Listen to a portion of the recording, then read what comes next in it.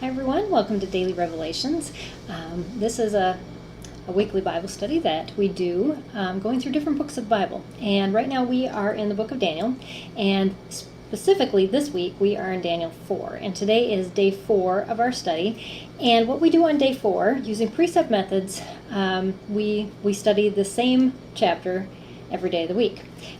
But on day 4, what I ask you to focus on is the who, what, when, where, why, how, and all of that, and really put that before the Lord and ask, what do you want to teach me from this? And I kind of got stuck on the who this morning, because right at the beginning of this chapter, we see a who, we see King Nebuchadnezzar, but he's addressing a much larger who, actually the entire earth. This is what it says in verse 1. Nebuchadnezzar, the king of all peoples, nations, and men in every language that live on the earth, may your peace abound. So here he is, the king, writing to all the people of the earth. Basically, this letter is going to be sent out to every known person that their kingdom can send letters to. And what is his desire? World peace. Well, peace in general. And he writes then, this is basically a summary of how this peace is found. How great, and he talks about, I want to declare the signs and wonders of the Most High God and what he's done for me. This is how I've received peace. Now, I hope you receive peace through my story, but this is my summary. How great are his signs, and how mighty are his wonders. His kingdom is an everlasting kingdom, and his dominion is from generation to generation. Now, we've talked about it a little bit. This head knowledge of God is not what gives us peace. It's God residing in us following him.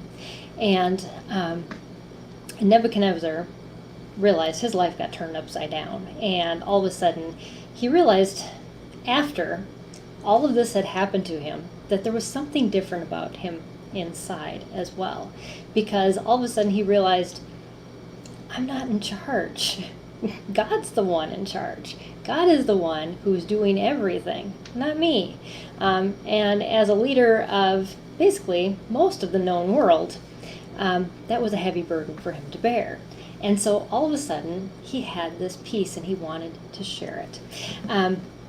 But I wanted to point out something else, that Jesus said this in John 14:27. It says, "Peace I leave with you. My peace I give you, not as the world gives, do I give you. Do not let your heart be troubled. Do not let it be fearful."